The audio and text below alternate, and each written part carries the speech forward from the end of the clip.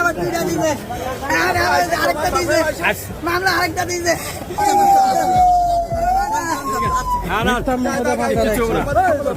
আমরা ওই সাইডে যাই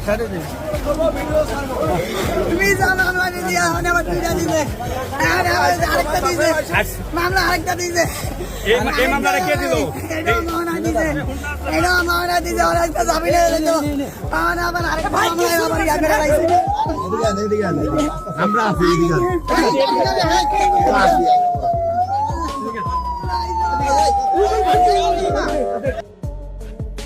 মামুনের নামে আরও 2টি মামলা দিয়েছে তার স্ত্রী মোহনা, যে কারণে জামিন হলো না মামুনের। জামিন না পেয়ে আবারও কারাগারে বন্দী হতে হয়েছে টিকটকার প্রিন্স মামুনকে।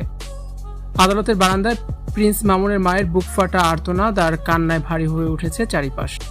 বহুল আলোচিত টিকটকার মামুনের আইনি জটিলতা আরও ঘনীভূত হয়ে আজ মামুনের জামিন হওয়ার কথা ছিল, কিন্তু আজ নতুন করে মোহনা মামুনের নামে আরও 2টি মামলা দায়ের করেছে, যে কারণে মামুন আর জামিন পায়নি। আইনজীবীদের একাংশের মতে নতুন মামলা না দিলে আজকের দিনে মামুন জামিন পেয়ে বাড়িতে ফিরতে পারতেন। ছেলের মুক্তির প্রহর গুনতে গুনতে চরম হতাশা ও কষ্টে ভেঙে পড়েন মামুনের মা। গণমাধ্যম ও সাংবাদিকদের সামনে তিনি কান্নায় ভেঙে পড়েন এবং তীব্র ক্ষোভ প্রকাশ করেন।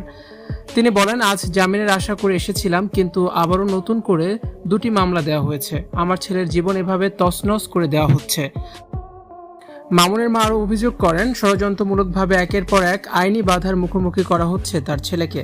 বারবার মামলা দিয়ে ছেলেকে আটকে রাখার এই চেষ্টা অত্যন্ত অমানবিক বলেও তিনি দাবি করেছেন।